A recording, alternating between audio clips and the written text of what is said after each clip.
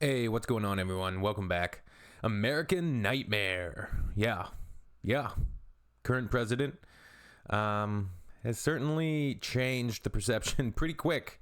Not that the U.S. was ever, or, recently anyways, in recent history, has been on like the top of the list for countries. But yeah, it's kind of like an all-time low, I think, for just perception around the world since Trump got in office. Look at the title of this video: Aussie tourist deported amid Trump's immigration crackdown. And yeah, tourism has been down huge, like in huge numbers. Canadians, I think, is down 50 or even more than 50% of the numbers from last year or the year before of Canadians going down there and visiting. Because even myself, like, I used to visit all the time. When I lived in Vancouver, I was always going down to the States. Going down to Seattle and Bellingham and Trader Joe's. We'd go down for lunch, go get gas, and love going to the States. It's a different world, but now with Trump in office, it's like, even myself, like, if I'm going across the border, what are they going to find? Like, I got a speeding ticket in 1997 that they're going to, like, hold me for, or, like, who knows, right? Like, It's crazy, man. Anyways, let's get to the video. Check it out. See what this is all about. Now, every year there are around 10 million overseas trips from Australia, with the US among the top destinations. But horror stories are emerging of treatment at the border, with one story so shocking it's got many asking if America's still safe. Since Donald Trump took office, immigration has been at the top of his agenda. We are seeing the Trump administration take aggressive steps to oversee the largest mass deportation. Well, you have a narcissistic, authoritarian baby as the president. So. Effort in U.S. history. We're going to pay each one a certain amount of money, and we're going to get them a beautiful flight back to where they came from. Trump's crackdown on illegal immigrants within the country also extending to tourists trying to enter. A backpacking trip turned nightmare. Visitors with valid travel documents being detained at border crossings. Next thing you know, I'm taken, and for 2 weeks haven't been told anything. Nobody is safe there anymore to come to America as a tourist. They're trying to deport as many people as possible, but they're also trying to refuse entry to as many people as possible. This treatment of visitors is much more aggressive than I've ever seen in my career. Among the Aussies detained at the border, a man stripped of his valid US work visa and sent home despite not having lived here for 10 years. And the head coach of our MMA team sent to prison before being forced back to Australia. What we're witnessing is far more dangerous and deeply alarming than simply an immigration crackdown. Trump's deportation dragnet has been incoherent and all-consuming. And despite Trump denying tourists are being targeted, We treat our tourists great. We're the tourism capital of the world. people are clearly spooked. Total overseas arrivals into the US dropping almost 12% in March, with Aussie visitor numbers down 7% year on year, the largest decline since COVID. We're seeing a huge drop in the number of... So those numbers are probably even starker, I would imagine, by now, if those were the numbers for March. I would like to, hear some specificity on each incident, though. Like, what exactly were the issues with the visa?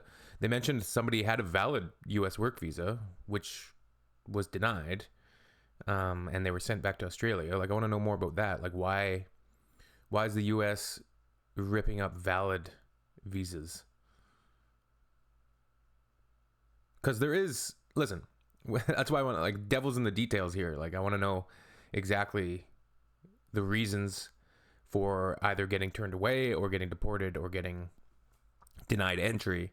Because, listen, when you go to another country, obviously you need to have your ducks in a row. You got to have the proper paperwork. You can't just be entitled to go into there and into that country.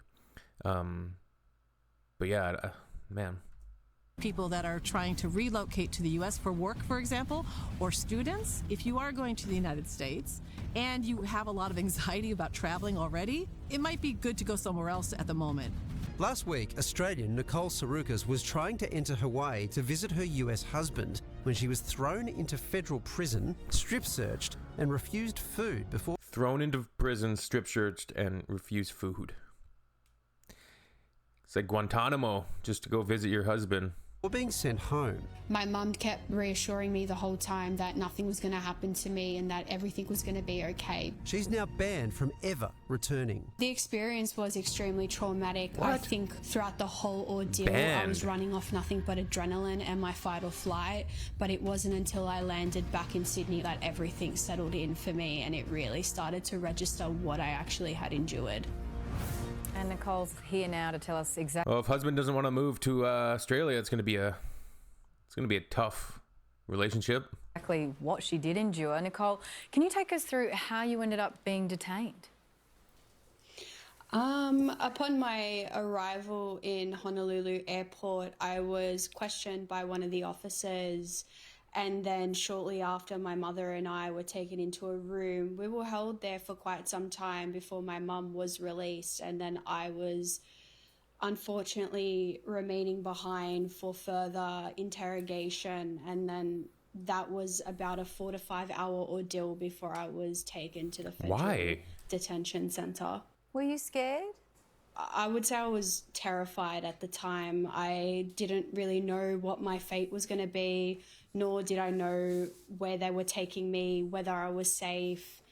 I didn't know my environment or even my rights. Nothing was read to me, unfortunately. So I had to come to my own ruling of their decision, which was based off the questions they asked me, being the amount of luggage that I had, and based off the fact that I was married to a US citizen, I'm assuming that they thought that I was going to overstay my visa. What were they asking you before you ended up being detained? They were just asking me very intrusive questions, like the jobs that I was exposed to whilst being a New South Wales police officer. They asked me if I had any relations to any organised crimes or gangs. They asked me about my tattoos. They insinuated that I had intel that I was taking into the country and asking me about, importation, exportation of certain drugs. So I'm assuming that that was what they were ruling their decision off. So you end up in a federal prison. What happened once you were there?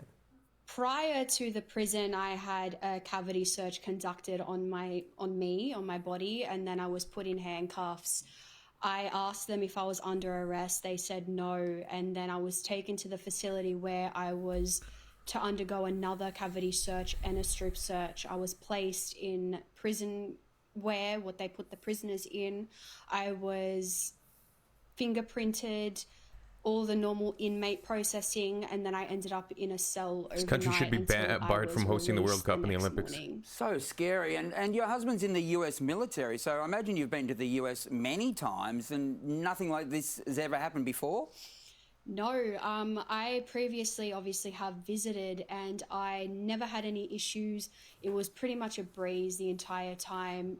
The most I think I've ever taken in customs is about 4 minutes of interrogation. This time round was a first for me. I've never experienced treatment like that in my life. Yeah, I don't know. It's crazy.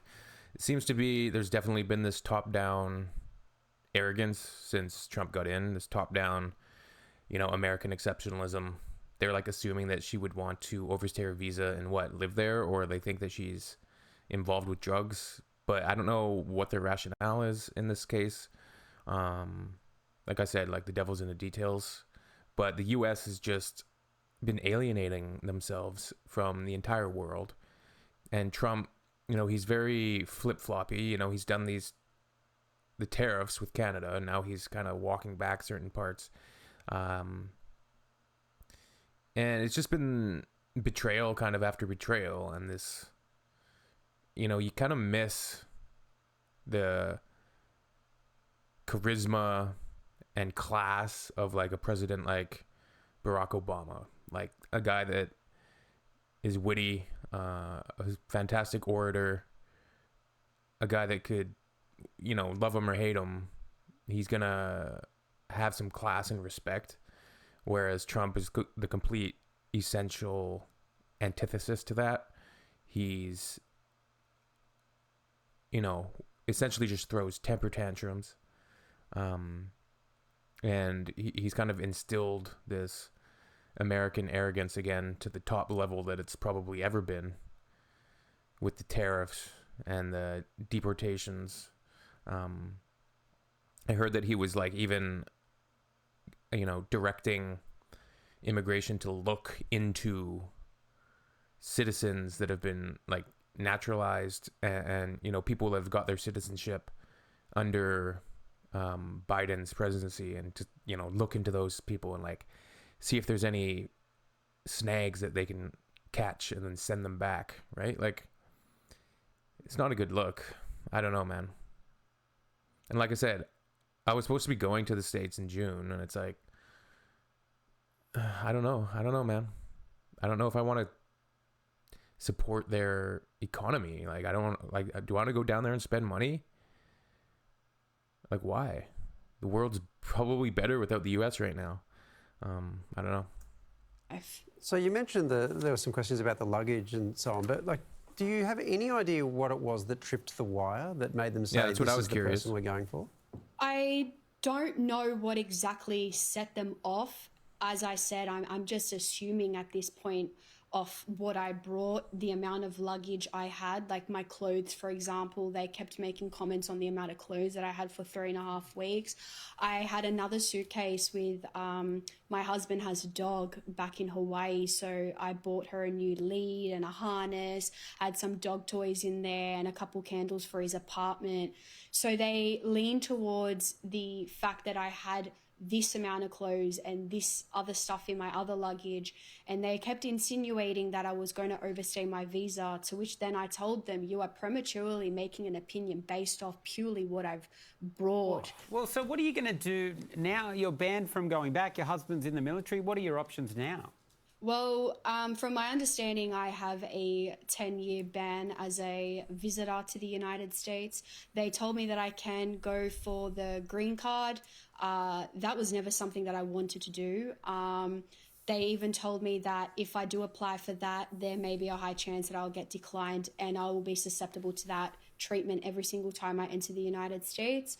My husband and I are currently just dealing with what has happened just day by day. We don't have a plan. We don't know what the next step is. Unfortunately, it's just a very stressful situation to be in.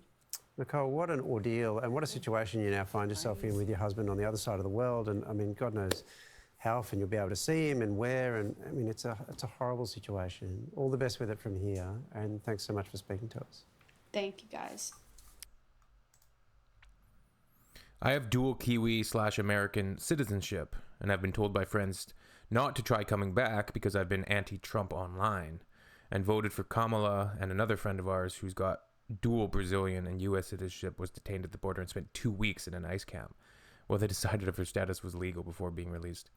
Why trouble and risk? The world is just as beautiful without the U.S. I knew something would happen to an Aussie. The U.S. just blew it big time. No longer our friends, apparently.